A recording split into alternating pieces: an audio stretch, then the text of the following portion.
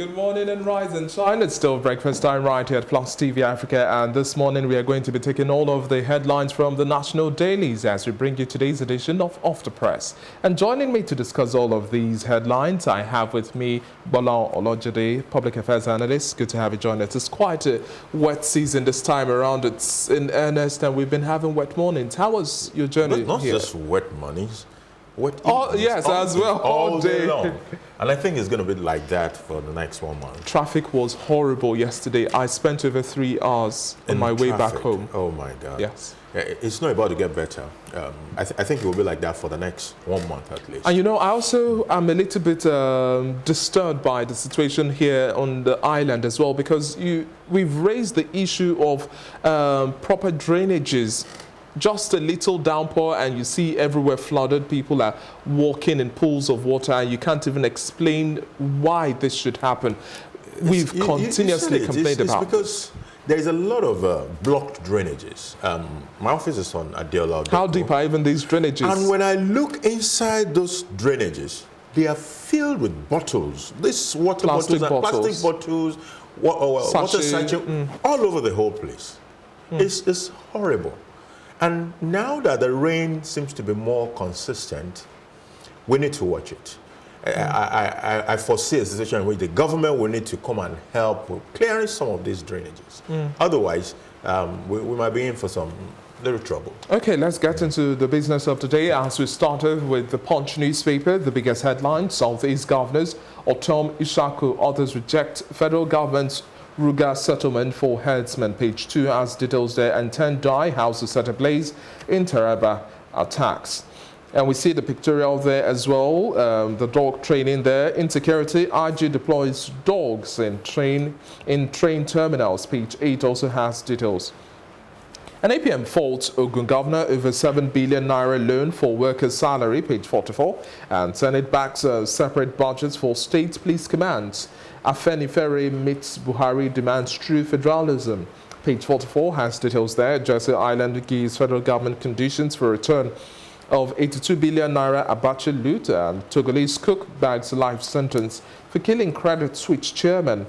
Nollywood actor, 2 teenagers down in Delta pool. Page 4 and 5. And Southwest governors meet over insecurity, promise to tackle kidnapping. And moving on to the top of the newspaper, talking business, NSE seeks partnership with the Central Bank of Nigeria on banks recapitalization. And that's page 32, having details on fuel subsidy, debt servicing, pushing Nigeria into bankruptcy. That's according to Sanusi Lamido, the Emir of Kano State. And LCC backs the Emir's call for subsidy removal. But now let's start with this Ruga settlement. Now, it is expected that with these settlements, we should now have areas where herdsmen can then have their herds graze. But you've had a kickback from the Southeast governors. All 5 of them are saying there is no way they're going to have any portion of their lands in the state given to herds. Not just the Southeast. You have Ondo State saying no. You have Taraba saying no. You have Benue saying no. So it's an issue of trust. What the clear message from these governors is that we don't trust the scheme. We don't want this settlement. I think it has to do with what has happened in the past. They're looking at it as if you're coming to put some Fulani herdsmen right beside them in a legal settlement. Isn't this better than having open grazing? Because I think it is. But for me, we need to go a step further. When we talk about cattle rearing or animal husbandry in this country, anytime you talk cattle, the first thing that comes to the mind is Fulani. There's nothing that says this area that are provided for grazing cannot be by Southeastern grazers. Okay, quoting the permanent secretary of the Federal Ministry of Agriculture and Rural Development, Mohammed Umar, says that the Ruga settlement would ease the best thing that is coming at this time and cannot happen only in Nigeria, but to most of the countries in sub-Saharan Africa as well. It is a concept that has been developed to deal with internal security. He terms it as that is the approach. But that is not what those governors are seeing. What those governors are seeing is you are bringing Fulani herdsmen on a legal piece of land in their states. That is, and there's a mistrust about that. So unless we deal with that trust issues, it's going to be difficult. How then do we have a roundtable meeting and then regain this trust if there's any room for that in the first place? There has to be further engagement. There are no limits to engagement. Let's have more engagement about this. There's a mistrust. That's why those governors don't want it. Okay. Now, we also look at the Emir of Kano State, Sanusi, also calling for fuel subsidy and debt servicing, pushing Nigeria into bankruptcy. And really, subsidy has always been whether or not we have subsidies. And he says that withdraw all of these. If not, Nigeria is going to have a tale of sour stories. You can't cage this man. He has this attitude of bringing out bold issues that other people are shying away from. He understands the economy. So he understands the economics. That's very good. And I think it's also becoming a little bit more pervasive than it was in some time past. That we need to remove subsidy. We must remove it. You made a comment, in the course of what you just said now, implying as if maybe there was even no subsidy. There is a huge subsidy. I was in that sector. There is subsidy. It's a reality.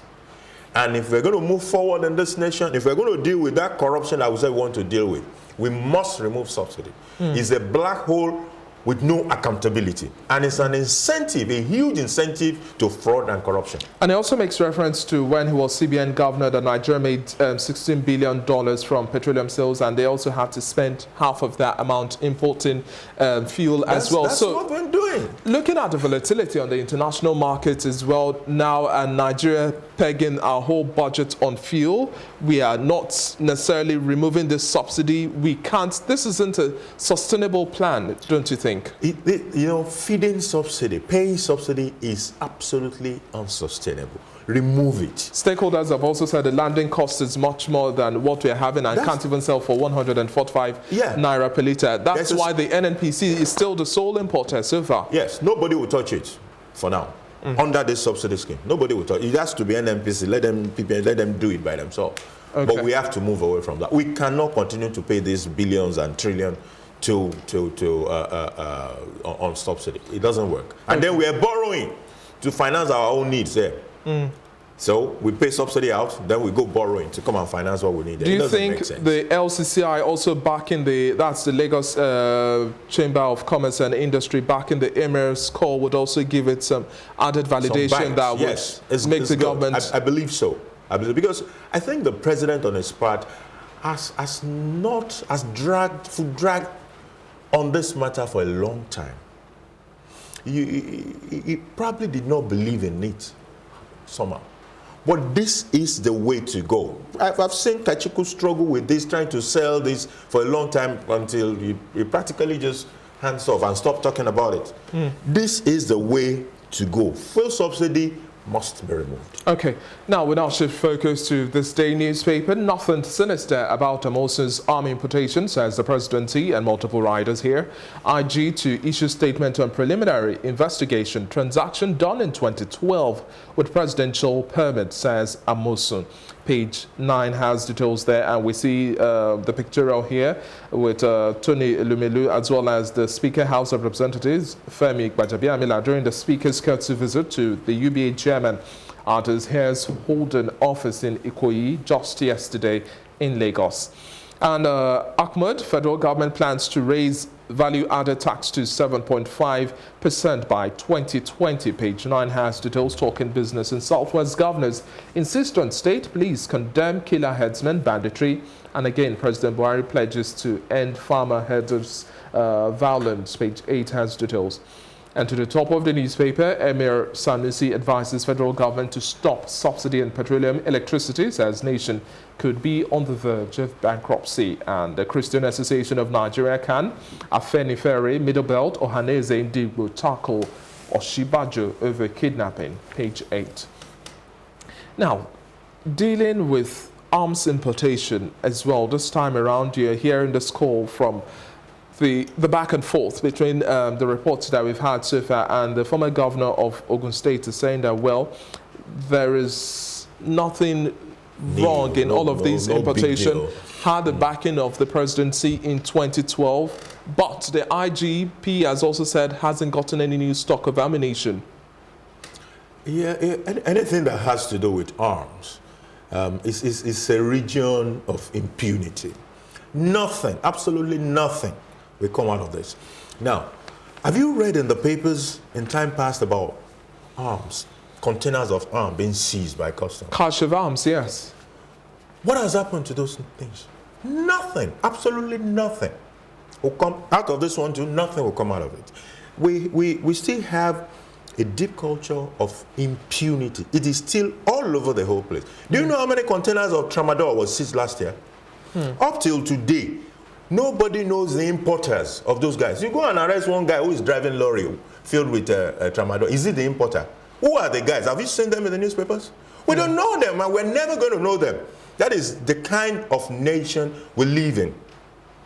When they say, oh, ghost workers were removed from the payroll. If last month you had 20 people on your payroll, this month you find out that 4 of them were ghost workers. So who collected the salary of those ghosts last month? Okay. Did they talk about it? Let's leave all this matter. And then the media aid has also explained that it is important to stress that this isn't the first time that we've had Senator Amosu, while he was in office as governor and former chief security officer of Ogun State, to be handing over security assets to the police. But the particular exercise for this year was done openly in full glare of the public and the media to ensure accountability and guarantee transparency and judicious use of the assets. Good. It's another newspaper headline. It will go down. There's nothing will come out of it. Okay, and Ahmad is also saying that, well, we are looking to raise value-added tax by 7.5% come 2020. What do you make of this report? Those are things that needs to happen, but I'm not sure it's the first place. Because the reason why people resist taxes all the time is that they can't get value for the one they already pay. So there's a distrust between the government and the taxpayers. The government needs to build that trust. 2 things to my mind that we need to do before we start talking of raising taxes. 1, we need to get the rich to carry their fair burden of taxes in this country. They understand tax evasion and do it very well. Yes. They don't pay, they don't carry their weight. That's the truth. In some of the countries we like to build like, if you take the US, for example, the top 1% of US taxpayers pay about 37% of the entire taxes. In fact, the first 1,500 American taxpayers pay more than the 70 million lower taxpayers at the other end of the tax.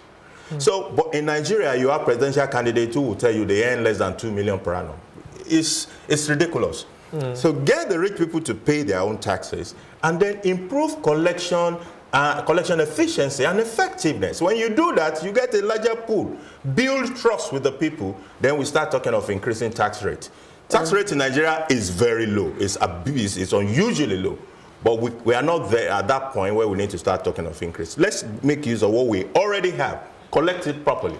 Okay, and the governor of Ebonyi State, David Umahi, says that the proposed lift in value-added tax from 5 to about 35% would also put the country in a difficult situation, especially looking at the fact that we have just 30,000 naira as the new minimum wage. And so many have said, well, you look at the current rate of inflation, you look at the current realities of life, you cannot just put this burden on Nigerians anymore. You can decide to not put it on food, but at the same time, already a huge chunk of Nigerians already spend close to 60% of their income on food.